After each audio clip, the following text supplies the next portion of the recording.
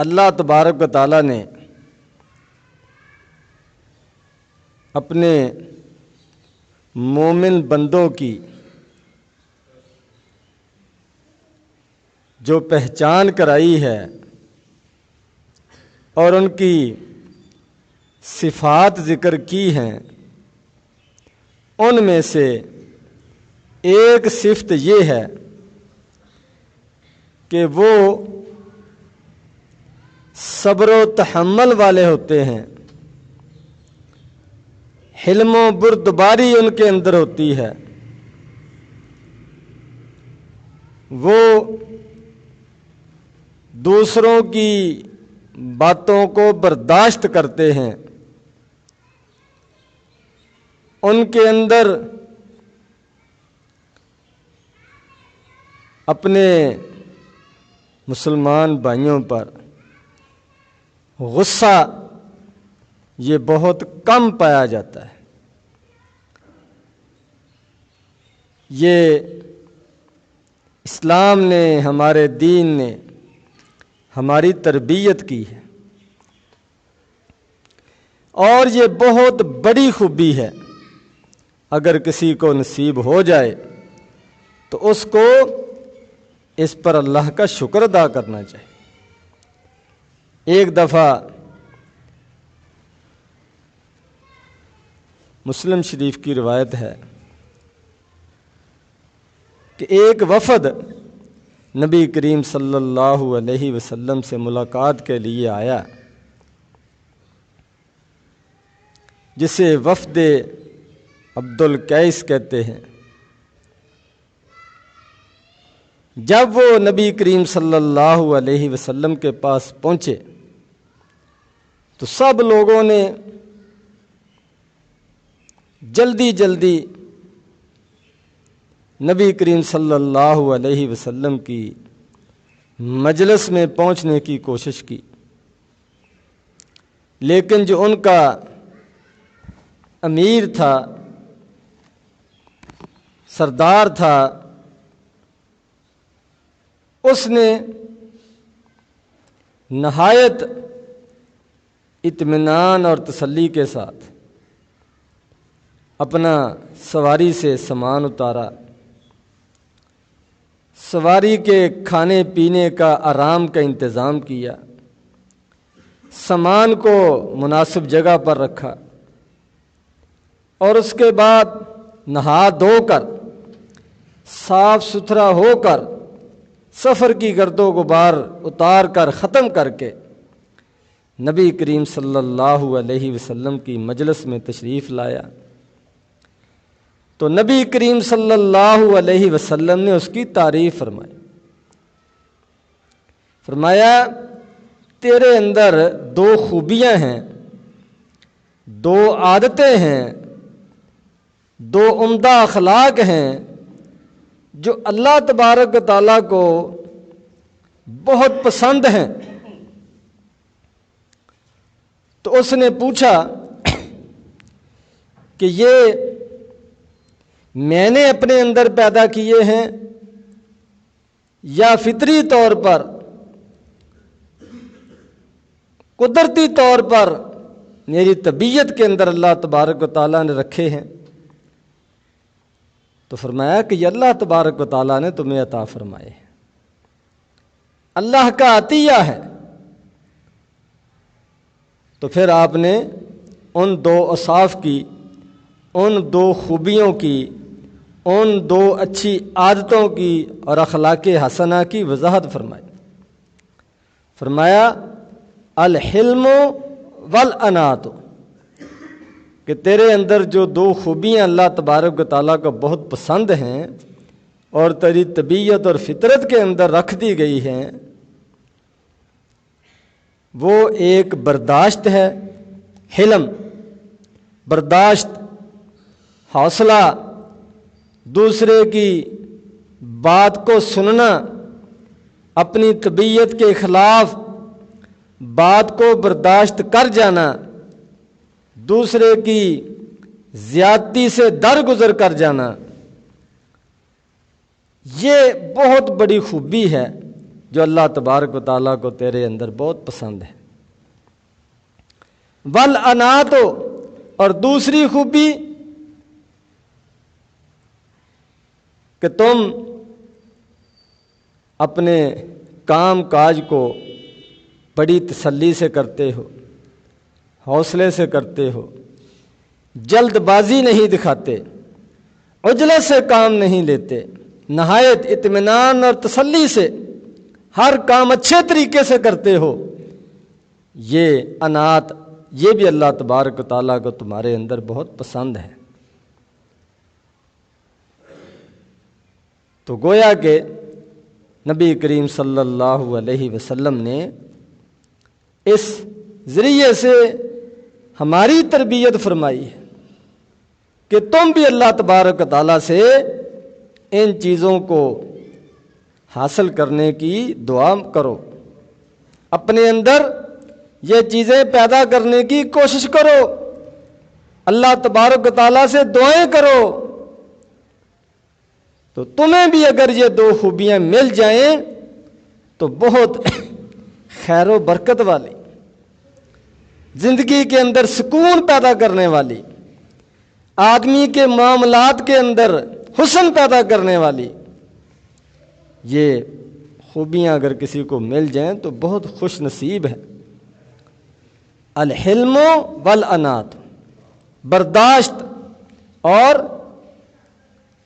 تسلی، حوصلہ، ٹھہراؤ اپنے کاموں کے اندر، اپنی گفتگو کے اندر، اپنے فیصلوں کے اندر۔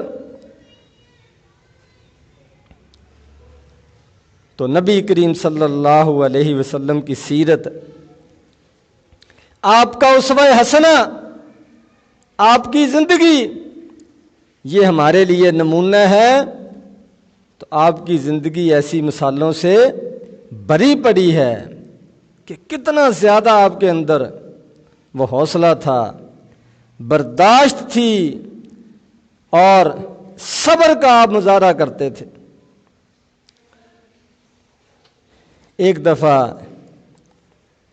ایک آدمی سے آپ نے کچھ مدت کے لیے اونٹ ادھار لیا، وہ بھی اپنی ضرورت کے لیے نہیں، مسلمانوں کی ضرورت کے لیے ضرورت تھی، ادھار لے لیا کہ آپ کو اتنے عرصے کے بعد اس طرح کا اونٹ واپس کر دیں گے۔ تو وہ آدمی دیہاتی قسم کا وقت سے پہلے ہی آ گیا اور آ کر نہایت سخت انداز میں، غصے والے انداز میں کہنے لگا کہ میرا اونٹ واپس کرو۔ شاید اس کو کسی نے اس کا ذہن خراب کر دیا ہو کہ اب تمہیں یہ نہیں ملے گا، تو وقت سے پہلے چلے جاؤ اگر لینا ہے۔ باہر اس نے آ کر شور مچا دیا تو صحابہ کرام کو غصہ چڑھا کہ اس کو بولنے کا طریقہ نہیں ہے، اس کو ادب نہیں ہے، نبی کریم صلی اللہ علیہ وسلم سے کیسے یہ مطالبہ کر رہا ہے اور ابھی اس کا وقت بھی نہیں ہوا۔ تو انہوں نے ارادہ کیا کہ اس کو پکڑیں، سمجھائیں، سختی کریں، تو نبی کریم صلی اللہ علیہ وسلم نے روک دیا، فرمایا نہیں، چلو وقت سے پہلے آ گیا ہے لیکن اس کا ہم نے قرض تو دینا ہے۔ فرمایا کہ جس طرح کا اونٹ اس سے لیا تھا ہم نے وعدہ کیا تھا کہ اسی طرح کا واپس دیں گے، تو اس کو اس سے بہتر اونٹ واپس کرو۔ تو اس طرح نبی کریم صلی اللہ علیہ وسلم نے اس کی باتوں کو برداشت بھی کیا اور اس کو واپس کرتے وقت زیادہ بہتر صحت جوانی والا اونٹ اس کو واپس کیا۔ یہ تھا نبی کریم صلی اللہ علیہ وسلم کا حوصلہ اور برداشت۔ اسی طرح ایک مرتبہ بخاری شریف کے اندر روایت ہے، ایک دیہاتی بدو، ہر قسم کے لوگ ہوتے ہیں، تو یک لخت تو سب کی تربیت نہیں ہو جاتی، اتنا عرصہ وہ واعظ و نصیحت سننے کے بعد، پڑھنے کے بعد، کانفرنسیں، جلسے، علماء کی تقریریں، کتابیں، سب کچھ کے باوجود بہت سارے لوگ اسی طرح رہتے ہیں۔ وہ تو پھر بھی اسلام کا ابتدائی دور تھا، ابھی تک ان کو، بعض لوگوں کو خاص طور پر جو دیہاتوں میں رہتے تھے، کوئی موقع نہیں ملا تھا سیکھنے کا، پڑھنے کا، علم حاصل کرنے کا۔ تو یک لخت ان کے اندر وہ کس طرح وہ ان کی تربیت ہو جائے، بہت مشکل ہے۔ تو اس طرح کے واقعات پیش آتے رہتے تھے اور اب بھی آتے رہتے ہیں۔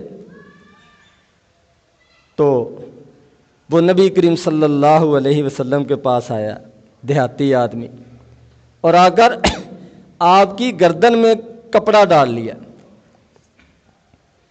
اور اس کو بٹ دے لیا، اور مطالبہ اس کا کیا تھا کہ میرا تعاون کرو، بیت المال سے مجھے کچھ رقم دو، مجھے ضرورت ہے، محتاج ہوں۔ آپ نے کون سا اپنی جیب سے دینا ہے؟ تو صحابہ کرام دیکھ کر بڑے حیران ہوئے کہ یہ کیسا آدمی ہے، ایک طرف سوالی بن کر آیا ہے، تعاون مانگ رہا ہے، اور دوسری طرف روب ڈال رہا ہے اور سختی سے وہ بات کر رہا ہے جیسے اس کا حق ہو۔ تو صحابہ کرام نے اس کو پکڑنے کی کوشش کی، تو نبی کریم صلی اللہ علیہ وسلم نے ان کو روک دیا اور اس کو سمجھایا کہ آپ یہ پہلے کپڑا چھوڑو گے تو پھر میں تمہارے لیے کچھ کر سکوں گا۔ یہ آپ کا حوصلہ برداشت تھی، ورنہ آپ اس کو کچھ بھی کہہ سکتے تھے، سزا دے سکتے تھے، اس کو سبق سکھا سکتے تھے، لیکن آپ سب وہ غصے کو پی جا رہے تھے۔ فرمایا کہ اس کو چھوڑو، پھر میں آپ کے لیے کچھ کرتا ہوں۔ اس نے کہا ٹھیک ہے جی۔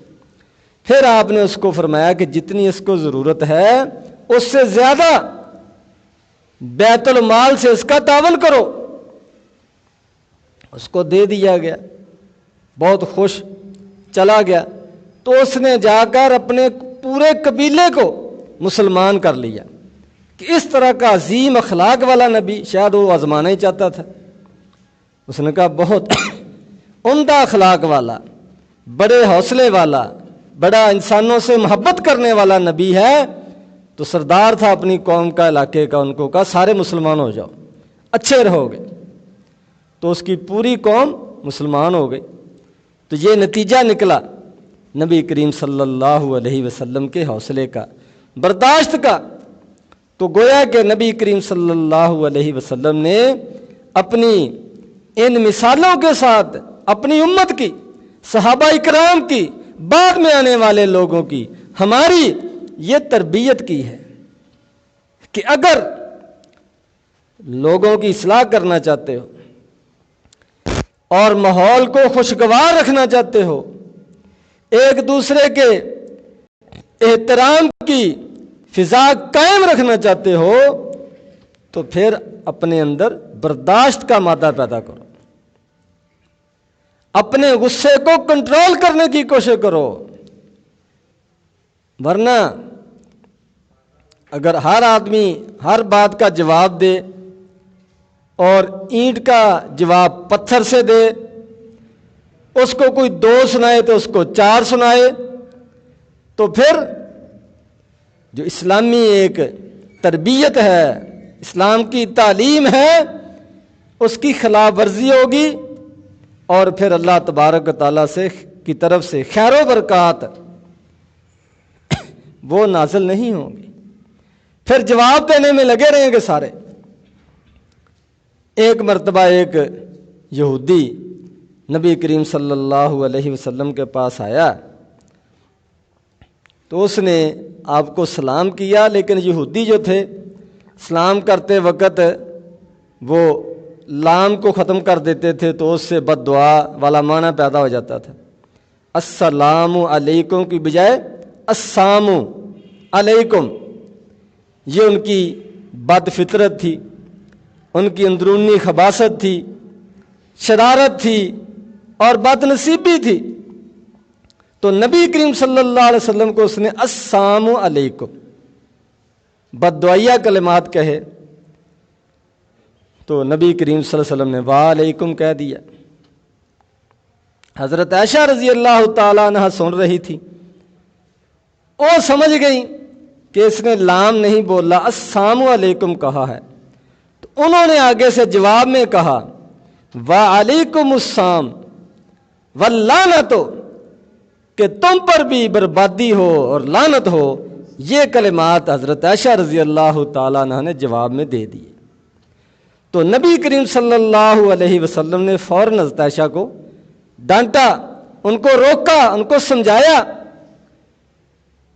تو انہوں نے عرض کیا کہ آپ کو پتہ ہونا چاہیے کہ اس نے کیا کہا ہے۔ فرمایا مجھے پتہ ہے اس نے کیا کہا ہے، جو اس نے کہا ہے میں نے وہی جواب اس کو دے دیا ہے، اور اتنا جواب ہی کافی ہے، لیکن یہ تم نے جو اضافی لعنت کا لفظ بولا ہے یہ زیادتی ہے۔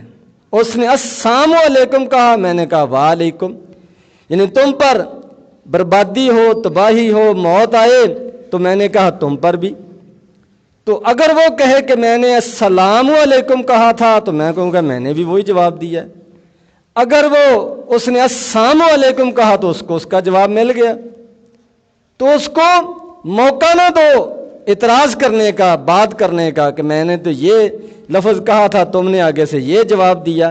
میں کہ یہ لعنت کا لفظ تو اس نے نہیں بولا۔ تو جواب کے اندر اگرچہ اس کا مراد یہی ہے، لیکن جتنا لفظ اس نے بولا اتنا تم اس کو جواب دے دو، اس سے زیادہ یہ جو تم نے جواب دیا ہے یہ غلط ہے۔ یہ نبی کریم صلی اللہ علیہ وسلم نے اپنی زوجہ محترمہ کو سمجھایا اور پوری امت کو یہ سبق دیا کہ یہ انداز ہے دوسروں کے ساتھ رہنے کا۔ اتنا آدمی کے اندر حوصلہ اور برداشت ہونی چاہیے۔ اور فرمایا سیدہ عائشہ رضی اللہ تعالی عنہا کو فرمایا، نصیحت فرمائی سب کے لیے، میں کہ نرمی اللہ تبارک و تعالیٰ کو پسند ہے، سختی پسند نہیں ہے، اور جس چیز کے اندر نرمی آ جاتی ہے اس کے اندر خوبصورتی پیدا ہو جاتی ہے، حسن پیدا ہو جاتا ہے، اور جس چیز سے نرمی کھینچ لی جاتی ہے، نکال لی جاتی ہے، نرمی سے اس کو محروم کر دیا جاتا ہے، وہ چیز عیب دار بن جاتی ہے، نقص والی بن جاتی ہے۔ تو اپنے الفاظ کو، اپنے کردار کو، دوسروں کے ساتھ اپنے سلوک کو، اس کے اندر نرمی پیدا کرنے کی کوشش کرو۔ یہ تمہارے لیے فائدہ مند ہے اور دوسروں کے لیے فائدہ مند ہے، معاشرے کے لیے فائدہ مند ہے۔ اللہ تبارک و تعالیٰ کی طرف سے خیر و برکات نازل ہوتی ہیں۔ نرمی سے جو کچھ آدمی حاصل کر سکتا ہے وہ سختی کے ساتھ حاصل نہیں کر سکتا۔ یہ اللہ تبارک و تعالیٰ کا فیصلہ ہے، نبی کریم صلی اللہ علیہ وسلم نے اس کی وضاحت فرما دی۔ تو یہ نبی کریم صلی اللہ علیہ وسلم کی ہمیں تعلیم ہے کہ ایک دوسرے کے ساتھ رہتے ہوئے اس طرح کی صورتحال پیدا ہو جاتی ہے کہ دوسرے سے کوئی ایسی بات ہو جاتی ہے، کوئی ایسا رویہ وہ پیش کرتا ہے، کوئی ایسا کردار پیش کرتا ہے کہ آدمی کو غصہ آتا ہے، آدمی کا اس کو جواب دینے کو، سبق سکھانے کو دل کرتا ہے۔ فرمایا نہیں، برداشت کرو، اس کے اندر خیر و برکت ہے، اللہ تبارک و تعالیٰ اس آدمی کے ساتھ ہے۔ اللہ تبارک و تعالیٰ کی طرف سے ظہیرن، ایک اس کا معاون، مددگار یہ مقرر کر دیا جاتا ہے جو آدمی برداشت کرتا ہے، جواب نہیں دیتا، حوصلہ دکھاتا ہے، اللہ تبارک و تعالیٰ کی طرف سے غیبی مدد اس کی جاتی ہے۔ تو اللہ تبارک و تعالیٰ مجھے اور آپ کو سمجھنے کی، عمل کرنے کی توفیق عطا فرمائے۔ وآخر الدعوانا ان الحمد للہ رب العالمین۔